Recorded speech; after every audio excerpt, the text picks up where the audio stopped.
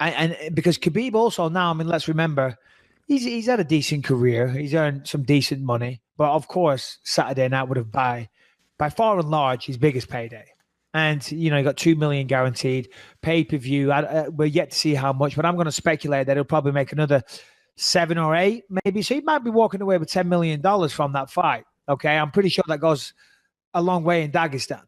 And he doesn't have a flash lifestyle either. But that's not the reason why I think he'd turn it down. I think Khabib might not want to be associated with all that negativity again, you know, because he is a person that holds himself and carries himself in high regard. And he was talking about retiring a couple of years ago pretty early. And I don't know if he'd want to go through all that again. You know, not because of the fight. He might take the stance of, I proved my point.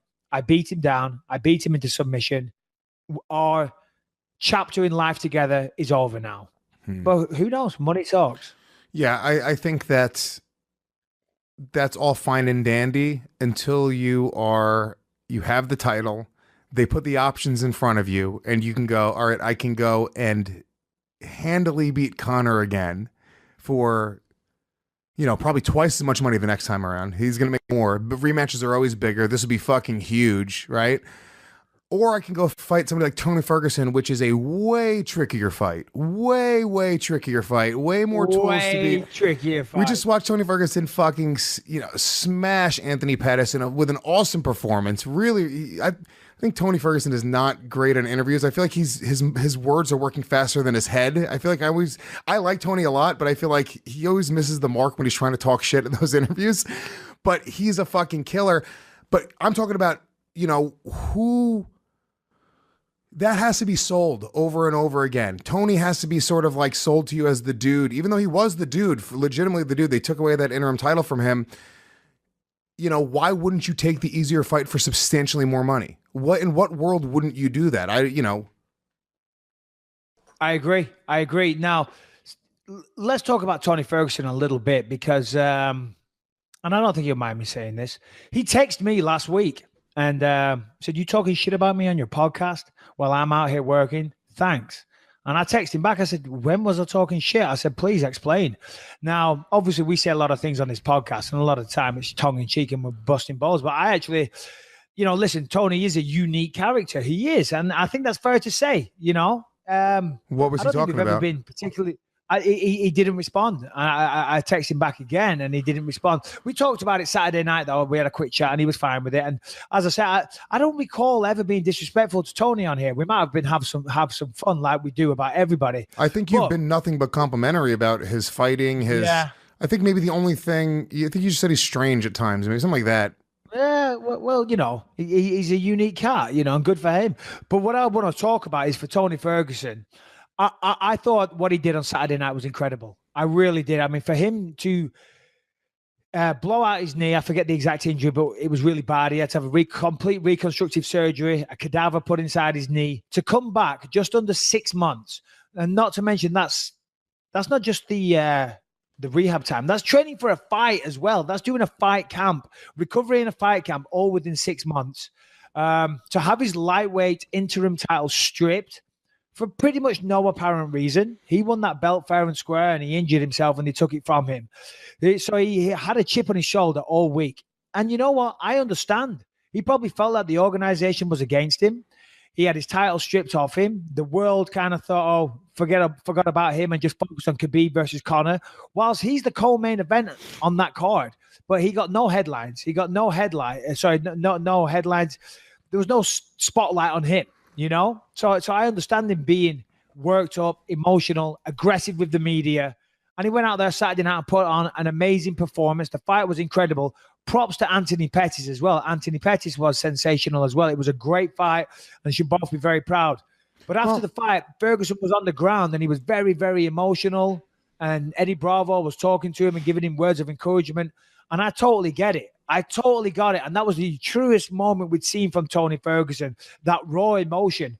And that just to go back to Khabib, that's the kind of emotions that fights bring out in people, especially in fighters. If you've never been through a fight camp, if you've never had the isolation, the preparation, the dedication, the wear and tear on your body, the repetition of sparring every day, getting beat up, not being able to eat food, and then seeing online everyone talking shit, reporters not giving you the fair crack of the whip. It's a lot of emotion. And we saw Tony break down. The emotions got a bit too much of him for a moment. And we saw Khabib snap as well, because this is highly charged fucking stuff. There's nothing else in this world that will bring out more emotions than a real fight. You know what I'm saying? That's a great fucking point. And, not to mention the fact that at the core of it, your life is on the line.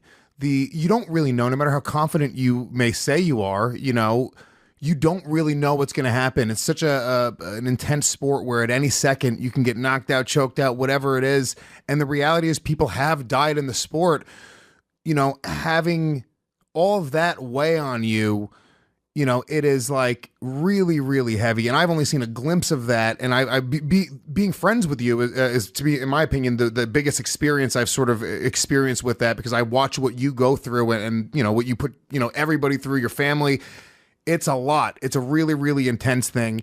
And I agree with you about Tony as well. I think that was one of the better moments that we've seen from Tony. And the only thing I've ever been critical with Tony on is I feel like once we saw Conor sort of turn into Mr. fucking swagger, it seemed like Tony saw that and was like, oh, well, I have to sort of do that sort of thing in order to kind of get attention.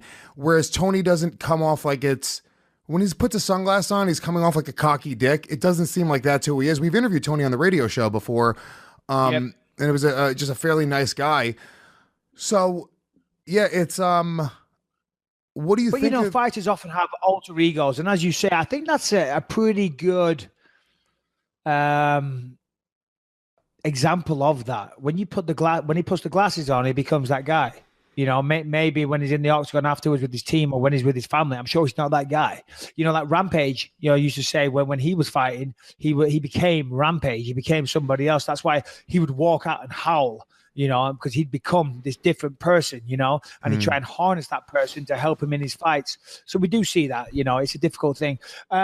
Anyway, congrats, Tony Ferguson. Congrats to Anthony Pettis. I thought he looked sensational. He really did. Shame about what happened to his hand. Is it crazy for me to go on? Well, I was going to say, I'm just kind of going like, I don't want to hear that a guy broke his hand. He doesn't want to continue because he broke his hand. Only because I've heard of so many guys that break their hands and continue with a broken hand. Like, wasn't there a guy earlier in the night who broke both of his hands and he still won? I'm glad you said this because Callum, my son, for those that don't know, asked the same thing. And I was just about to say, prior to you saying that, I think we need to take a second to recognize what a great cornerman Pettis' cornerman, Duke Rufus, was on Saturday night. I thought he was fucking outstanding. And I talked about this in the post-fight show as well. A lot of fighters, they're trainers. A lot of them, they try and make it about them.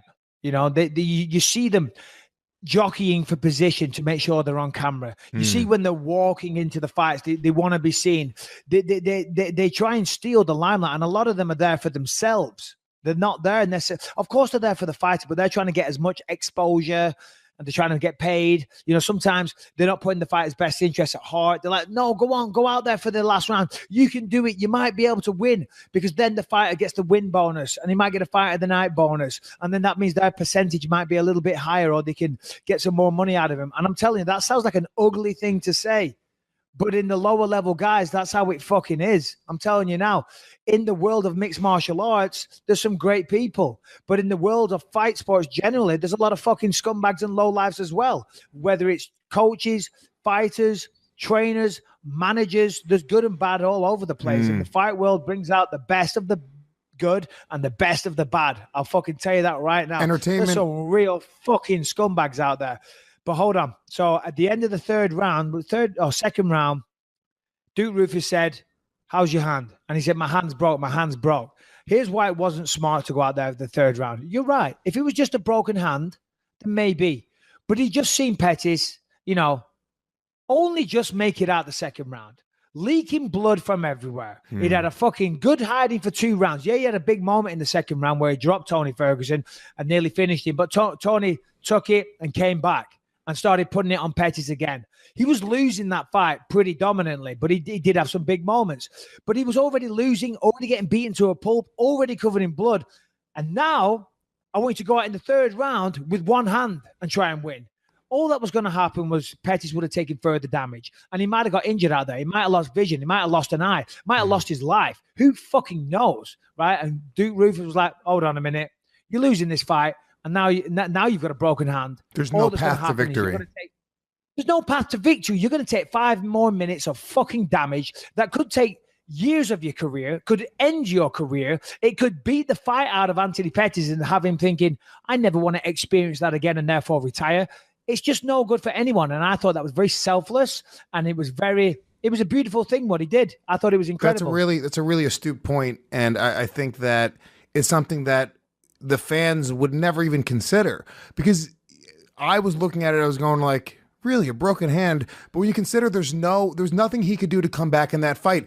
The fact that he had the broken hand, you go like, all right, well, now it's actually impossible. You're not even going to be able to knock him out. You're not going to be able to land that fucking big shot. It is a really interesting point, and maybe we take it for granted as fans sometimes when you don't know the guy personally, or you don't have any sort of relationship, or you don't really have a horse in the race. You sit there and go like, oh, come on, really? Listen, for a broken hand? Yeah. As a fan, you want to see the fight continue. That was a fucking great fight. I was loving it. Okay, it was 70% all Ferguson, 30% Pettis. Pettis did drop him and followed it up nicely, but Ferguson recovered. It was a great fight. And as a fan, you want to see it continue. But when you're close to the situation and you know the person, you've trained him since he's a fucking kid, right? And this is his life and soul. This is how he pays the bills. And the reality of what you're seeing as a coach is that, unfortunately, you're just outmatched tonight. And maybe on another night you might get him. But given the narrative of what just happened over those last 10 minutes, you've been beaten, you're covered in blood, you've had the shit kicked out of you. Yeah, you're fighting, you can hold your head up high because you landed some good shots, and, but the writing's on the wall. And it was Duke who stopped it. It wasn't Anthony who called for it to be stopped. It was Duke. It was Duke.